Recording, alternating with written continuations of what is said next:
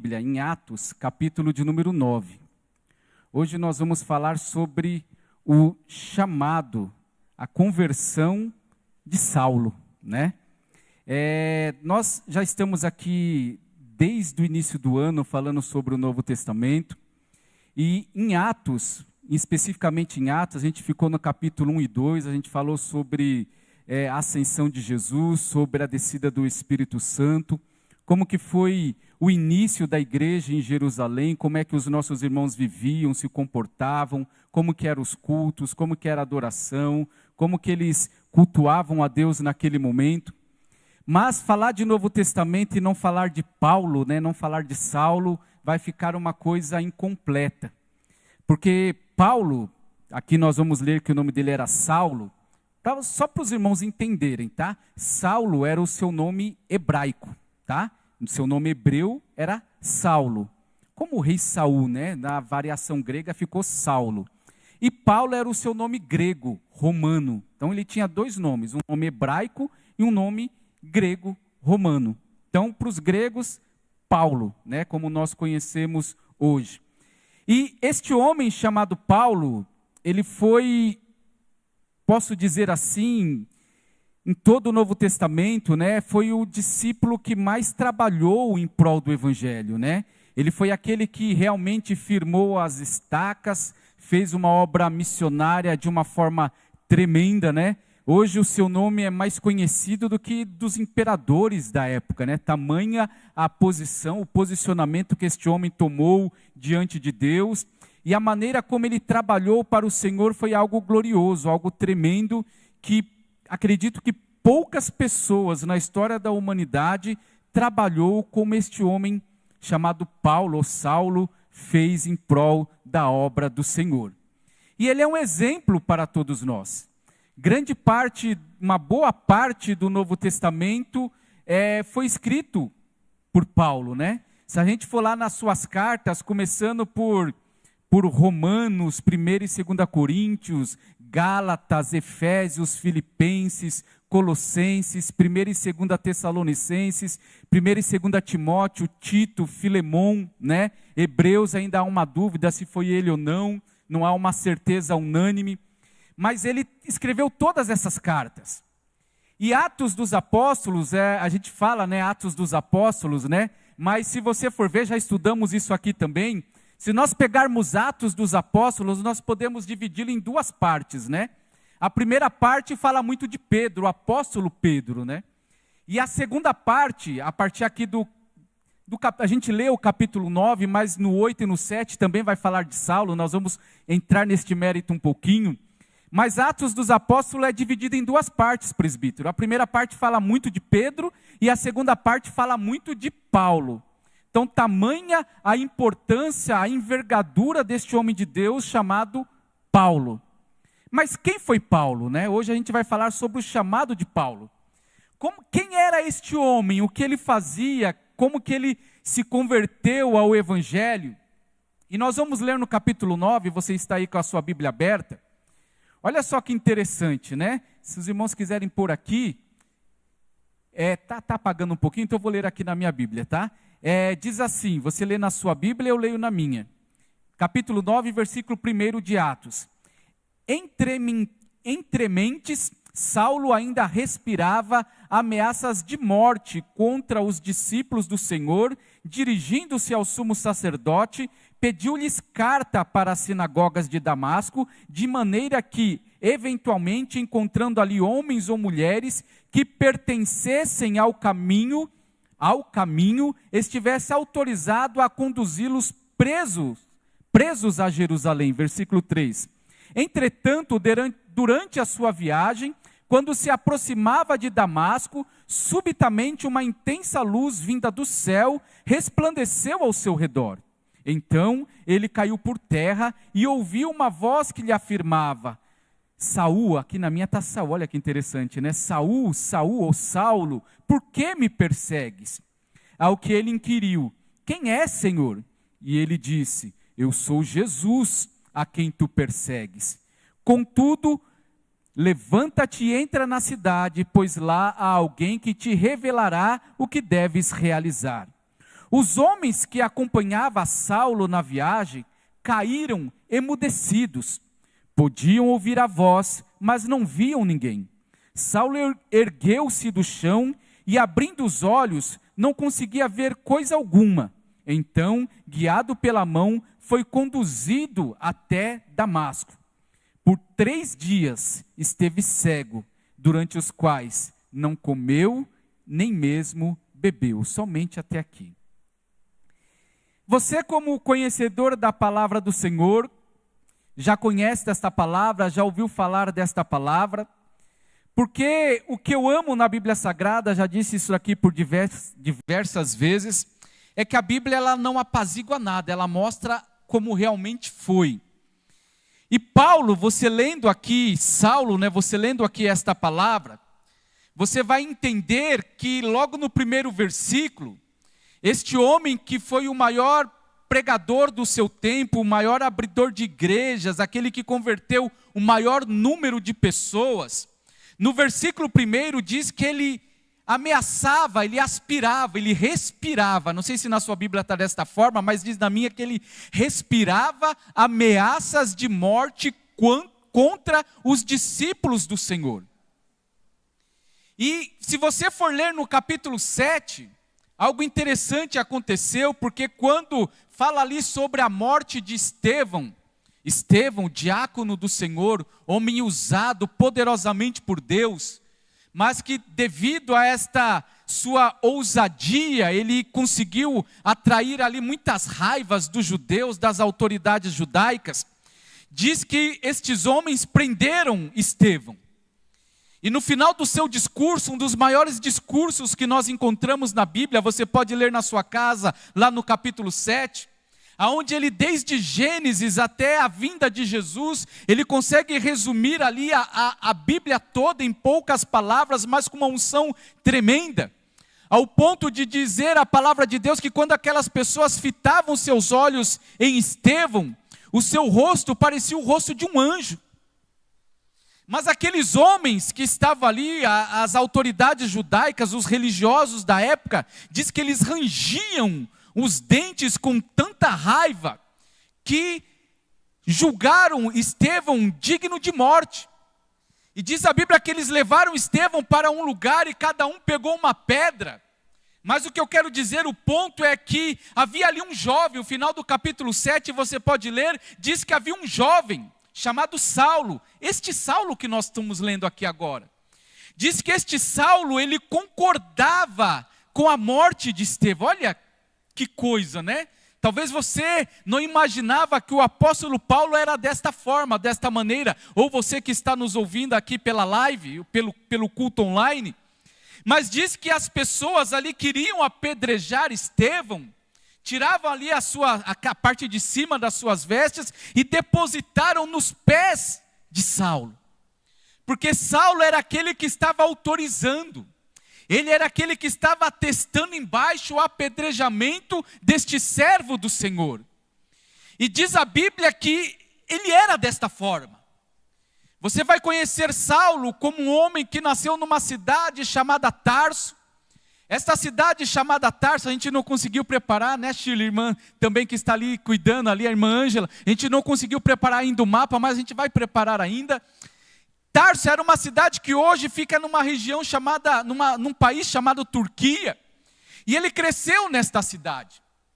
E você vai lendo ali Atos, vai lendo as suas cartas, você vai entender que ele não era uma pessoa de pouca influência, mas ele era uma pessoa muito importante ali naquela cidade, ao ponto de dizer a Bíblia que ele era um cidadão romano por nascimento. E as pessoas ficavam admiradas com Paulo quando ele falava que ele era um cidadão romano. Porque para você ser um cidadão romano na época, você precisava desembolsar uma quantidade muito grande de dinheiro. Era equivalente hoje você ter um green card americano, né? Você ter ali esta cidadania, né? Digamos assim, mas era a melhor cidadania da época, que era a cidadania romana. E ele tinha isso por nascimento. E ele era hebreus de hebreus, né? Ele era sangue puro, ele era um judeu ali muito importante na sua época, ao ponto de, mesmo tão jovem, ele estudar aos pés de um homem chamado Gamaliel. E se você for ler na palavra, Gamaliel naquela época, ele era um dos maiores estudiosos, um dos maiores teólogos que haviam naquela época. E Paulo, ele teve esta oportunidade de estar estudando aos pés de Gamaliel. Muito provavelmente nós vamos estudar aqui na palavra que ele não conheceu Jesus. Apesar de ser contemporâneo de Jesus, porque ele perseguia a igreja no início da igreja. Mas ele não teve um encontro com Jesus, talvez não estava ali na cidade naquela época, e quando Jesus algumas vezes foi ali para Jerusalém, eles não se encontraram. Mas no seu zelo religioso, você lê aqui no versículo 2 que nós lemos, que ele foi até o sumo sacerdote e pediu cartas para as sinagogas de Damasco, por que de Damasco? Porque eventualmente encontrando ali homens e mulheres que pertencessem ao caminho. Interessante, né? Quando fala assim ao caminho, na sua Bíblia está maiúsculo também, não está? Quando fala assim caminho, no versículo 2, ali na metade, está falando daqueles que serviam a Jesus, que ainda não eram conhecidos como cristãos, né? Mas eles eram conhecidos como aqueles que seguiam o caminho, ou ao caminho. Quando fala assim ao caminho, eram aqueles que serviam a Jesus. E diz a Bíblia que depois do apedrejamento de Estevão, diz o capítulo 8, versículo 1, diz que Paulo estava aprovando o assassinato de Estevão. Você pode ler aí no capítulo 8, versículo 1. E diz a Bíblia que daquele dia em diante, estabeleceu-se uma grande perseguição contra a igreja. Todos, exceto os apóstolos, foram dispersos pelas regiões da Judéia e da Samaria. E diz o versículo 3 que Saulo, ele tinha tanta raiva da igreja, daqueles que seguiam o caminho, que diz no capítulo 8, versículo 3, que Paulo, ele entrava nas casas dos cristãos. E ele arrastava homens e mulheres e levavam presos.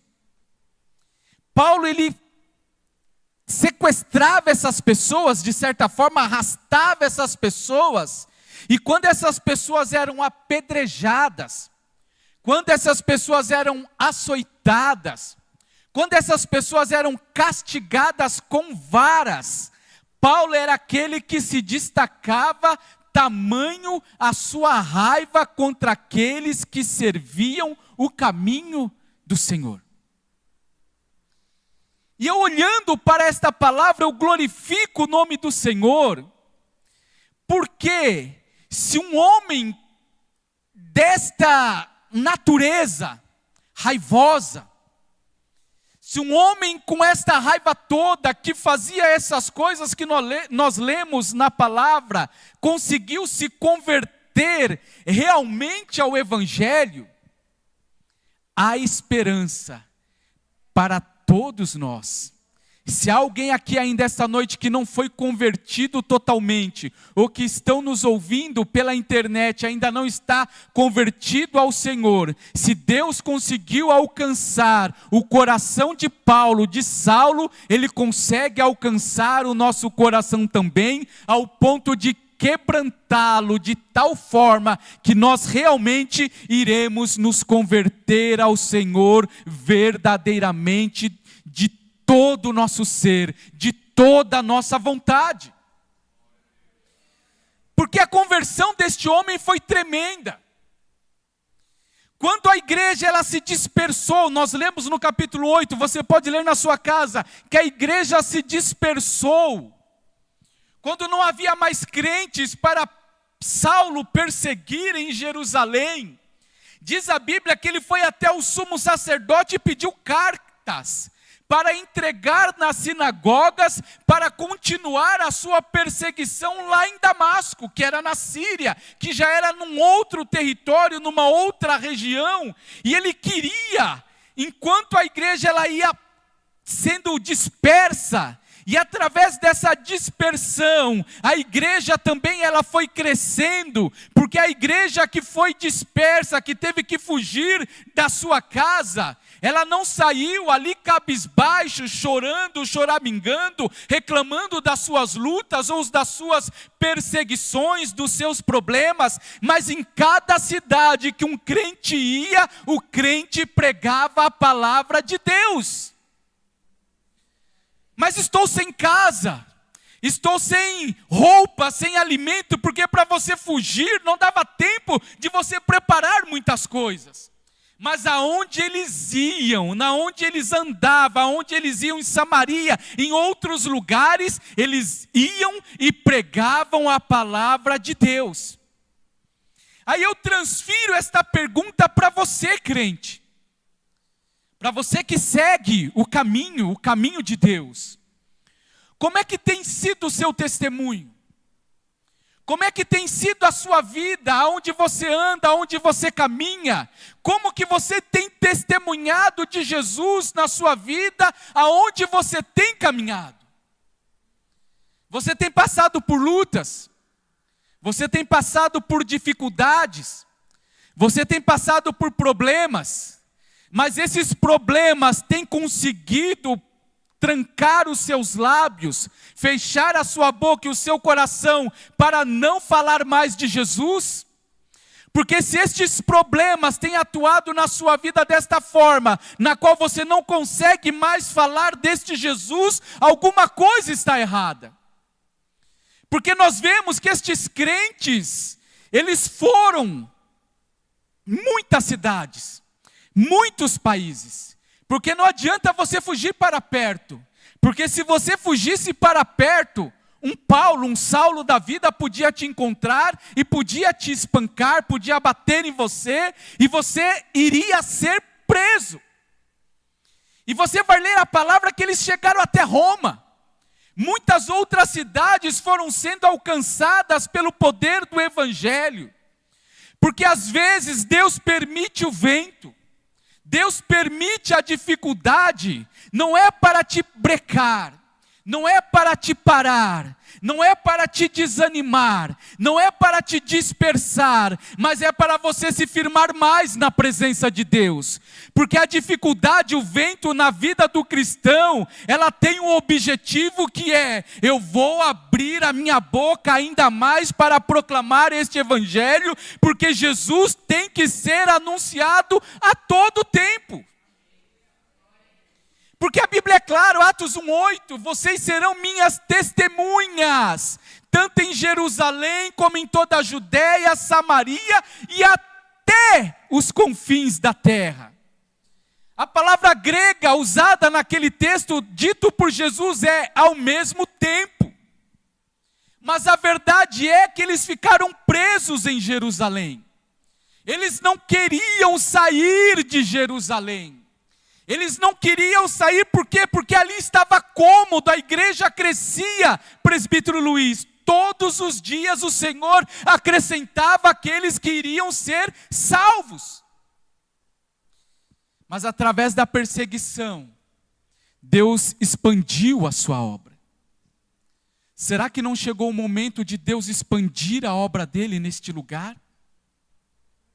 Será que não chegou o momento de nós nos posicionarmos de tal forma, sermos cheios do Espírito Santo, para levar este evangelho em vários lugares? Sermos testemunhas vivas daquilo que o Senhor está fazendo nas nossas vidas, seja na nossa casa, no nosso trabalho, no nosso ministério. Será que não chegou o momento de nós expandirmos as nossas tendas, alargarmos as nossas vidas e falarmos: Senhor, eis-me aqui? Porque fazer a obra não é só dentro da igreja é bom, mas fazer a obra lá fora é melhor ainda. Mas para isso o Senhor precisa transformar as nossas vidas, assim como Ele transformou a vida de Paulo.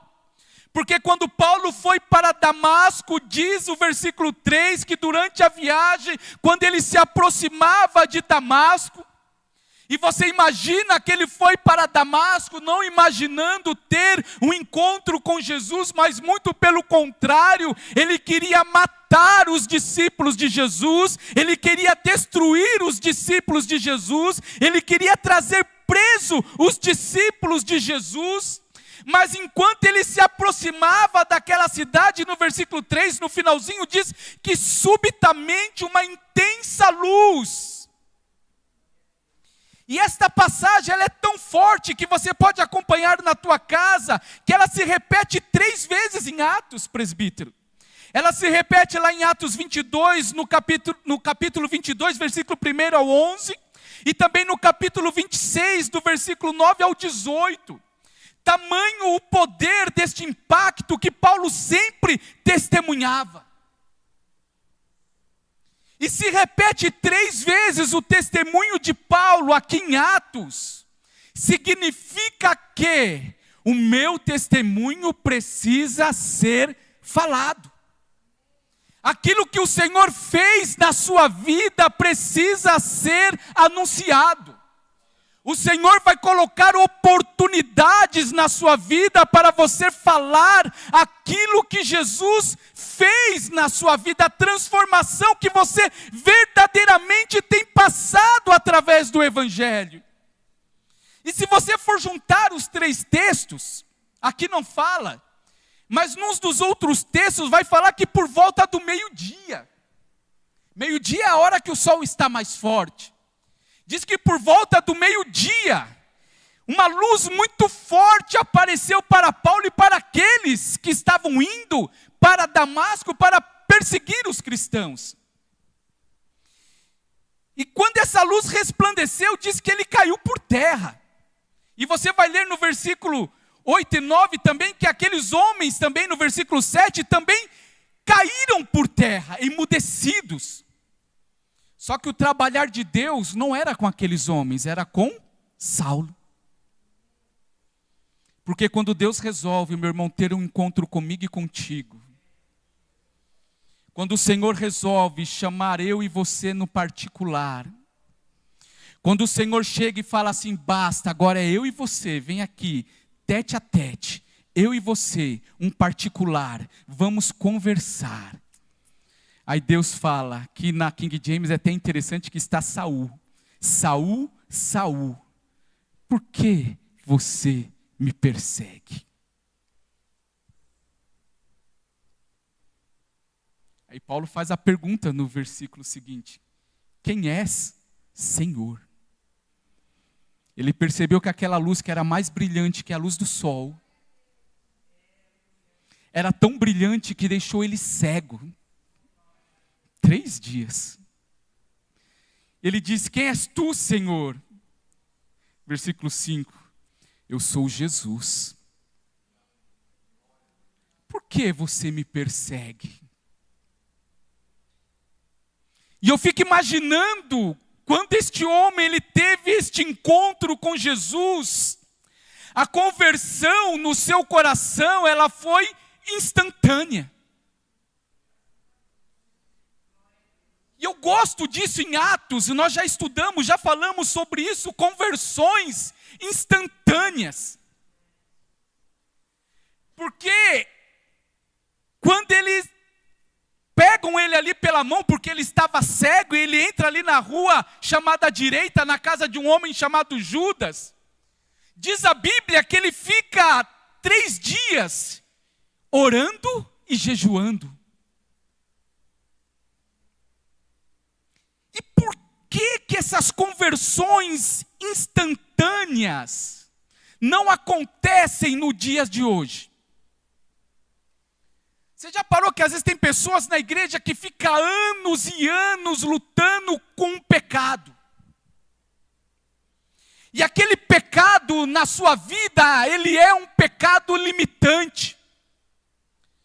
Porque o pecado, quando ele mora na minha vida, na minha carne, nos meus pensamentos, nos meus desejos, e eu alimento, eu não sei nem por que eu estou falando isso, mas o Espírito Santo de Deus, ele sabe.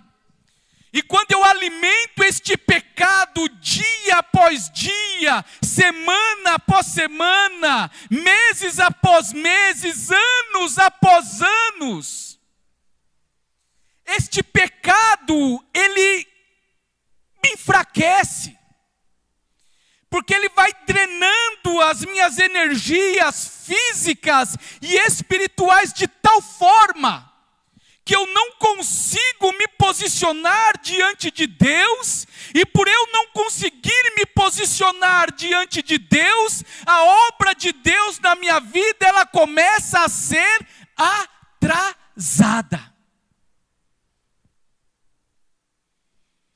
Porque a intenção do diabo, muitas das vezes, não é te tirar da igreja, é te enfraquecer dentro da igreja. Você que está me ouvindo, a intenção do inimigo não é te tirar da igreja, mas te enfraquecer dentro da igreja. Porque você é fraco dentro da igreja, você começa a procurar defeito em tudo. Você começa a encontrar defeito nas pessoas, você começa a procurar defeito na liderança, e se você ficar procurando defeito minuciosamente, você vai encontrar defeito em todas as pessoas. Porque o pecado, ele age na vida do crente desta forma. Ele vai te enfraquecendo, ele vai te limitando. E já disse isso aqui também, você começa a pegar esta sua fraqueza, e você alimenta tanto esta fraqueza, você se acostuma tanto com esta fraqueza, que chega uma hora na sua vida que você não quer mais se libertar desta fraqueza. Porque esta fraqueza para você virou cômodo. Assim eu não preciso fazer nada. Assim eu posso falar não todas as vezes que o pastor quiser me colocar para fazer alguma coisa. Porque eu sei que é uma fraqueza em mim. E essa fraqueza é limitante. Só que Deus manda eu falar esta palavra para você. Você precisa acelerar este processo, porque não é para você viver em pecado, porque sem santidade ninguém verá a Deus. Se eu não me colocar em santidade, nós temos que viver a santidade na minha vida e na sua vida, e santidade não é perfeição, porque eu nunca vou chegar a ser perfeito. Jesus foi perfeito, eu tenho que olhar para Ele e ser o melhor possível.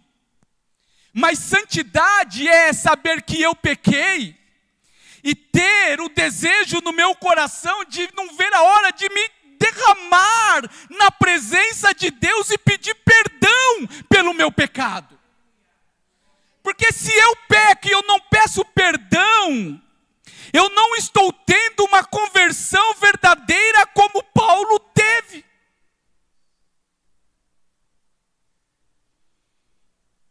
E se Paulo teve esta conversão verdadeira, você também pode ter. Sabe de quem depende agora que você está recebendo esta revelação da parte de Deus? Não é Deus, porque Deus está assim, minha serva, meu servo, eu quero te abençoar poderosamente. Mas o meu coração se fecha.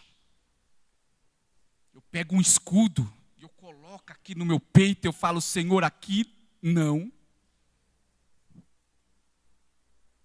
E Jesus está lá, que Ele não entra arrombando a porta. Quem faz isso é o inimigo. Tem vidas aqui, tem vidas que estão nos ouvindo, que o inimigo já fez isso, ele arrombou. E ele está lá, só dando risada da sua cara, te colocando para baixo, te humilhando, te detonando, colocando acusações do seu ouvido. Mas Jesus está lá. Eis que eu estou à porta e bato. Se alguém ouvir a minha voz, eu entrarei, cearei com ele, e ele ceará comigo. Porque o diabo, ele te acusa, mas Deus quer te levantar. O diabo, ele quer te ver cabisbaixo. O diabo, ele quer te desanimar de tal ponto trazendo você para a igreja, arrastando para ficar te humilhando. Mas se você der a oportunidade nesta noite, como Jesus disse para Saulo: Saulo, por que você me persegue? Ou servo, por que você está me rejeitando até agora? Por que você está rejeitando a obra que eu tenho na sua vida? Aí você pergunta: mas quem que está falando? É o presbítero Ney? É o profeta? É o pregador? É o mensageiro? Não, é o Espírito Santo que está entrando na sua mente agora, nos seus ouvidos e no teu coração, está falando: para de endurecer este coração, porque eu quero encher ele com o meu Espírito Santo.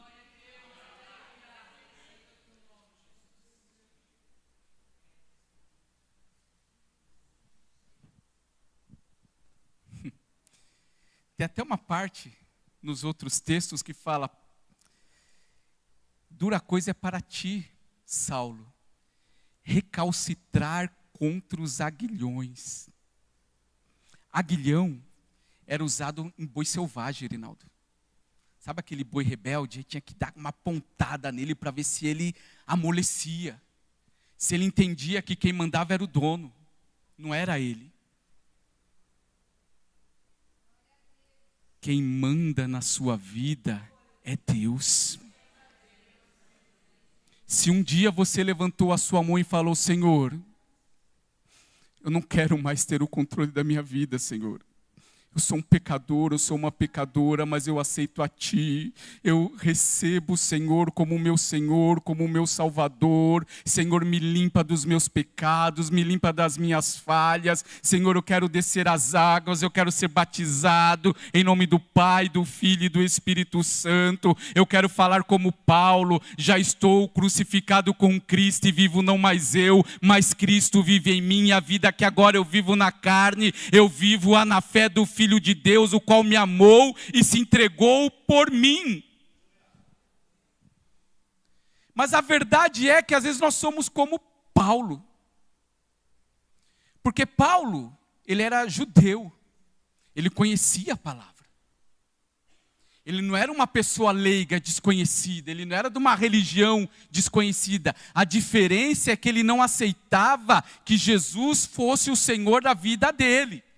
Ele não aceitava Jesus como Messias, mas ele conhecia a palavra.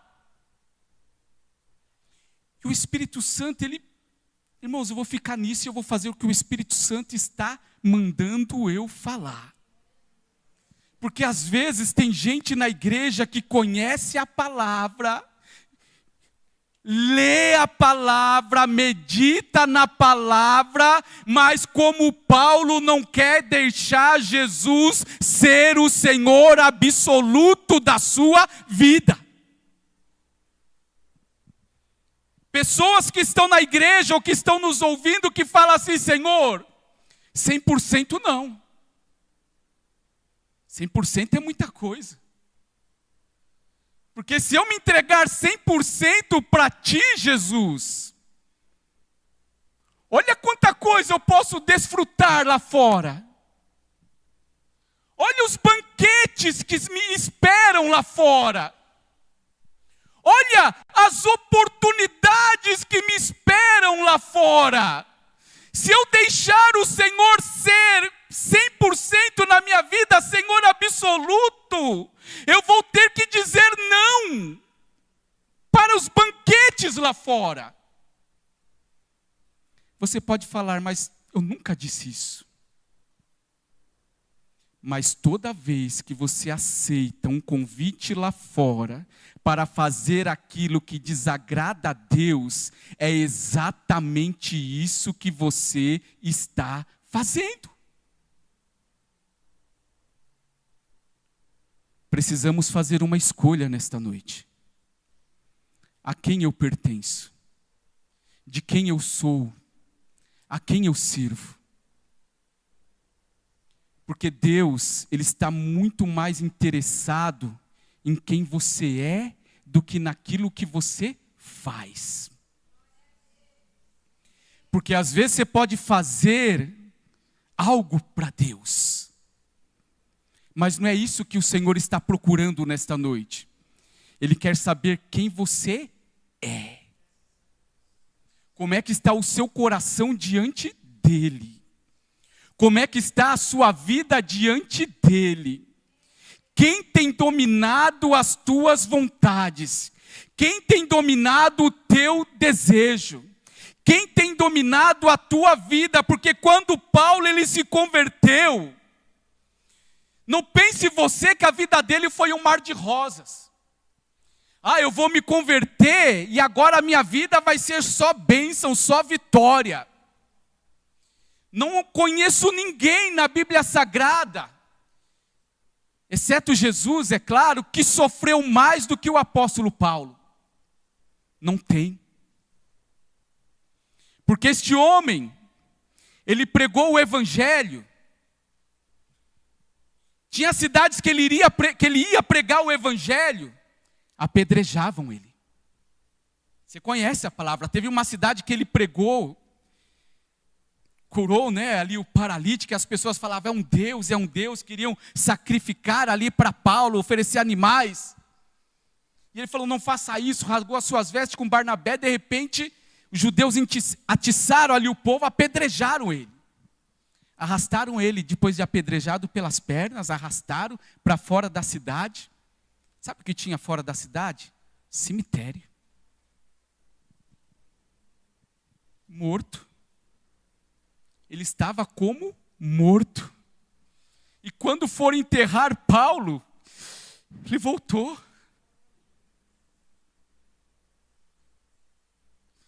Só naufrágio, 1 Coríntios capítulo 11, diz que ele sofreu 3 naufrágios. Nós conhecemos Atos 27, o presbítero até pregou um tempo atrás, Atos 27, mas aquele foi um dos naufrágios. Diz a palavra que num dos naufrágios, presbítero, ele ficou um dia e uma noite no mar. Talvez em cima de uma madeira, em cima de um caixote, boiando. Só de chicotadas foram 3. Sabe como que eram essas chicotadas? 40 menos 1, ele ainda fala lá em 1 Coríntios, né? 2 Coríntios, aliás, 11. 40 menos 1, 39 chicotadas, com um pedaço de ferro ou de osso. Aquela que Jesus sofreu antes de ser crucificado. Paulo 3 vezes. Costa aberta, talvez aparecendo nas costelas.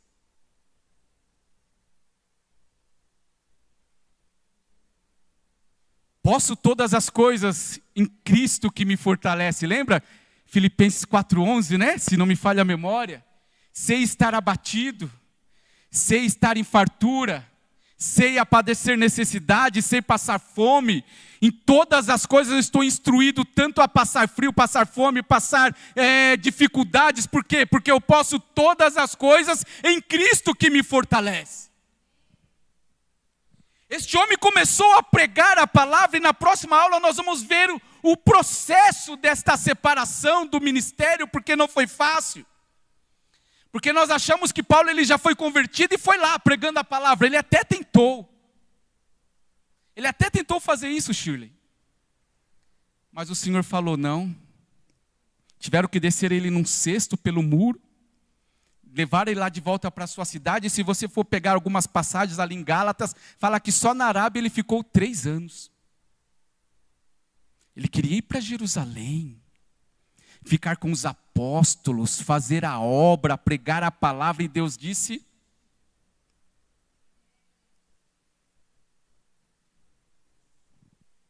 Porque para mim fazer a obra, independente de quem eu seja.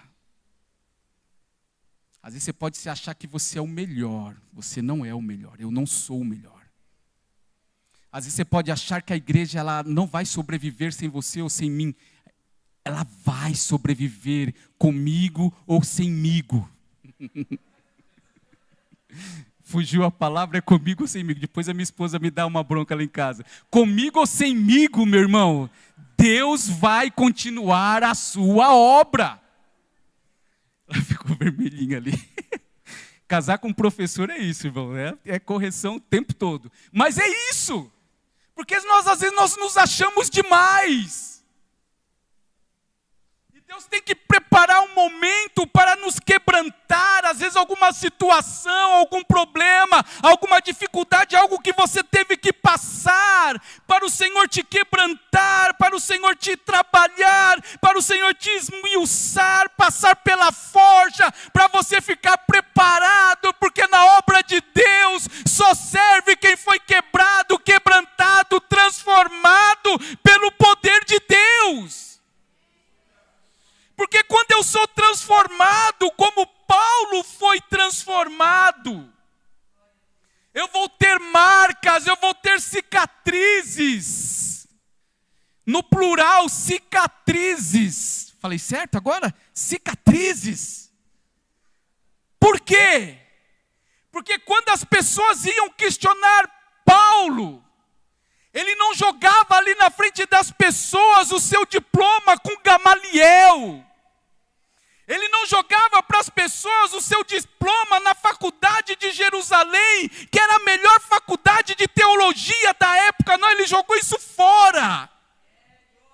Mas quando alguém ia questionar a sua autoridade apostólica, ele falava desta maneira: olhe para a minha vida, porque eu trago no meu corpo as marcas de Cristo.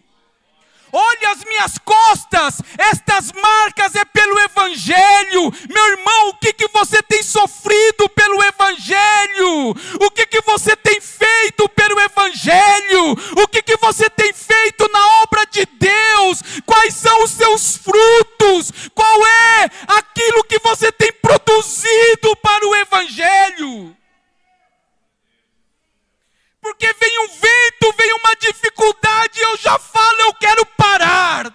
Não aguento mais. Irmão, olha para Paulo e veja quantas oportunidades ele teve para parar, mas em nenhum momento passou pela cabeça dele abandonar o Evangelho. Porque esse homem, ele foi até o fim. E você acha que o seu chamado está difícil? Você acha que a obra que você tem feito para Deus é muito difícil, como é difícil trabalhar naquele lugar? Irmão, você está no céu. Esta igreja é o céu comparado com tudo aquilo que Paulo fez.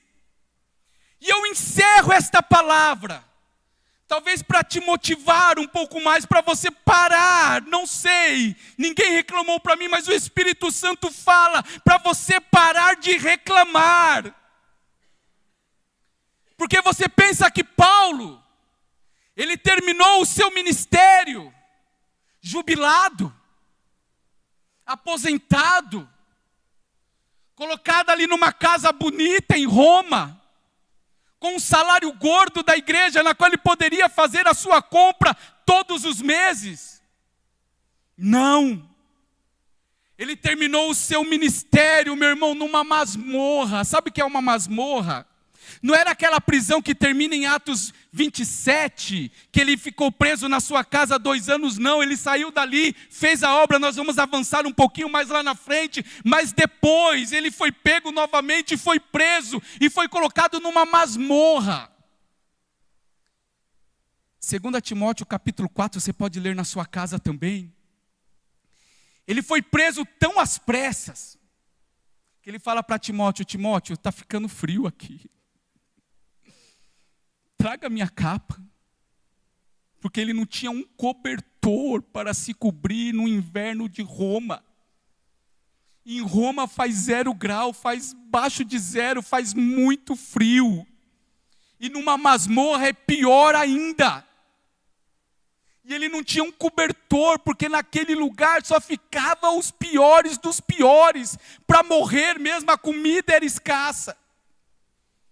Você morria de lepra, porque era um lugar imundo, sujo. As pessoas que têm a oportunidade de ir a Roma e entrar neste lugar, às vezes ficam 5 minutos ali, ficam angustiadas, porque não tem luz, não tem refrigeração, não tem nada.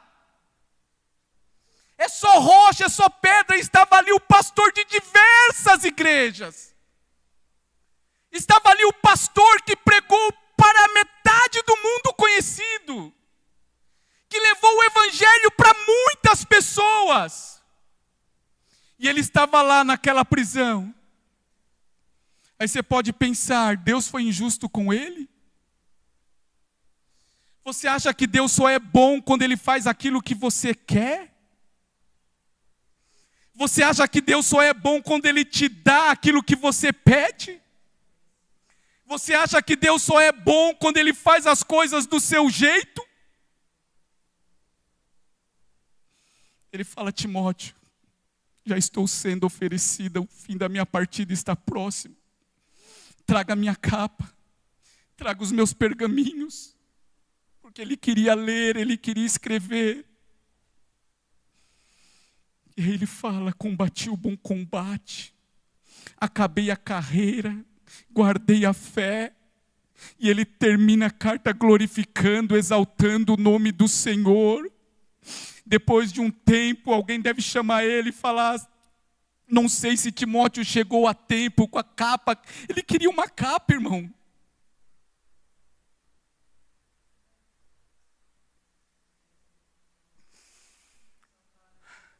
Uma capa, uma blusa de frio.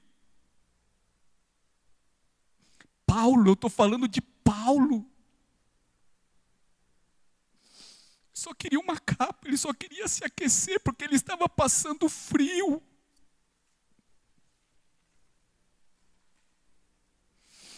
Aí eu entro na minha casa, eu reclamo da minha casa.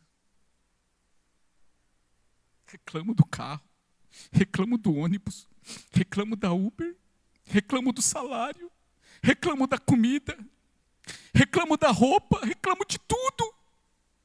E ele só queria uma capa.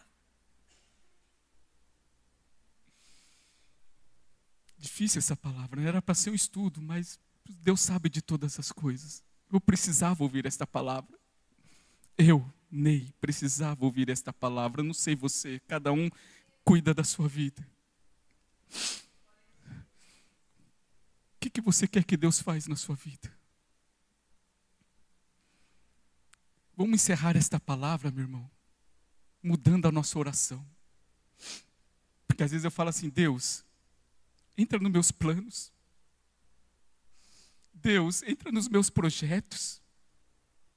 Deus, entra nos meus sonhos. Entra naquilo que eu quero fazer, Deus. Seja meu parceiro nesta jornada, Deus.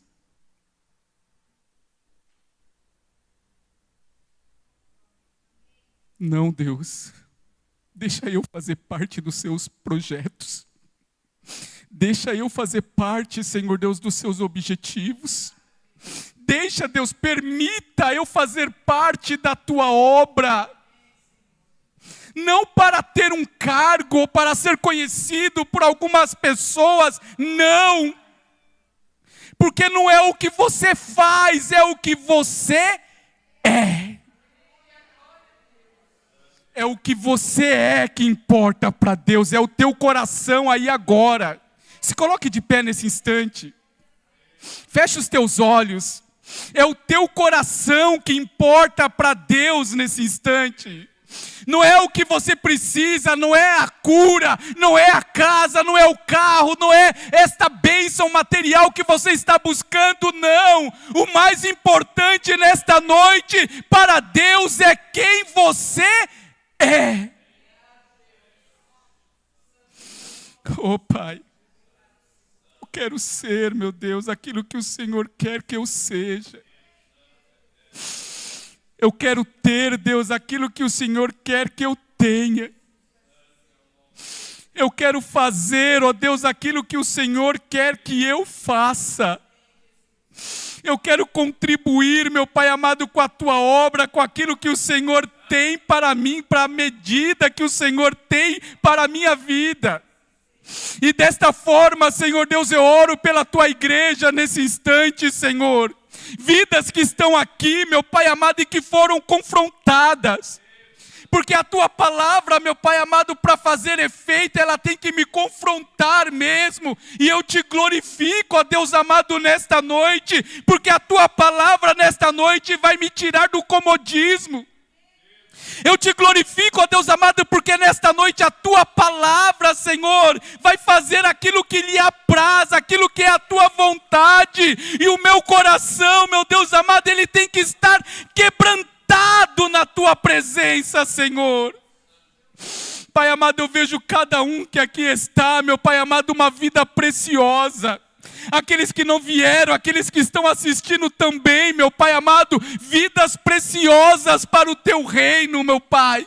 Como nós ministramos domingo, teu Espírito Santo falou conosco que o Senhor não descarta ninguém, nós não somos descartáveis.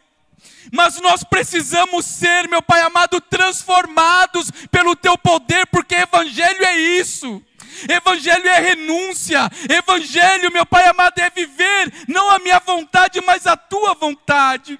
E eu te peço agora, Senhor, vai sondando a cada um dos corações, meu Pai, para que o nosso coração, meu Pai amado, esteja no teu altar, verdadeiramente, meu Pai amado, 100%, Senhor. Se há alguma área na minha vida que eu tenho sido falho, que eu tenho sido pecador, que eu tenho falhado, meu Pai amado, em algum momento, Senhor, eu te peço, ó Deus amado, transforma, meu Pai, cada ponto do meu ser, transforma a minha mente, transforma o meu coração. Transforma a tua igreja, Deus. Transforma o teu povo. Transforma, meu Pai amado, para que nós venhamos viver, meu Pai amado, o evangelho pleno, verdadeiro, meu Pai. Porque nós não queremos, meu Pai amado, uma igreja cheia de pessoas vazias, uma igreja cheia de gentes vazias, sem compromisso, meu Pai amado, que não vive a tua palavra. Mas nós queremos, meu Pai, uma igreja cheia, mas cheia do teu Espírito Santo, de pessoas compromissadas com teu evangelho, para levar a tua palavra, Senhor. Perdoa, Senhor. Perdoa as nossas reclamações, ó Pai. Perdoa as nossas murmurações, Senhor. Perdoa, Senhor Deus, quando nós reclamamos da nossa comida, Senhor, da nossa roupa ou do nosso sapato. Sendo que Paulo só queria uma capa para se aquecer, Senhor. Perdoa as nossas vidas, Senhor. Porque evangelho, Senhor, não é como estão ensinando, meu Pai amado, um lugar na qual o Senhor vem para realizar as minhas vontades, não. Evangelho, Senhor Deus, é um lugar onde eu vou, onde eu abro o meu coração e eu me coloco, Senhor Deus, à disposição para viver os teus sonhos, os teus projetos, a tua direção para as nossas vidas. E eu não falo sonho da maneira como as pessoas enxergam que o Senhor dorme, não. Mas sonhos de projetos, de realizações, Senhor. E é isso que eu peço para a tua igreja, é isso que eu peço para o meu irmão, para a minha irmã, Senhor. Que nós possamos viver esta palavra, Senhor Deus, verdadeiramente, meu Pai amado, essa transformação, Senhor. Muito obrigado, Pai. Eu te glorifico, eu te exalto, eu te engrandeço, Senhor. Muito obrigado por esta palavra, Senhor, porque é o Senhor que conduz todas as coisas e nós te louvamos em nome de Jesus. Amém.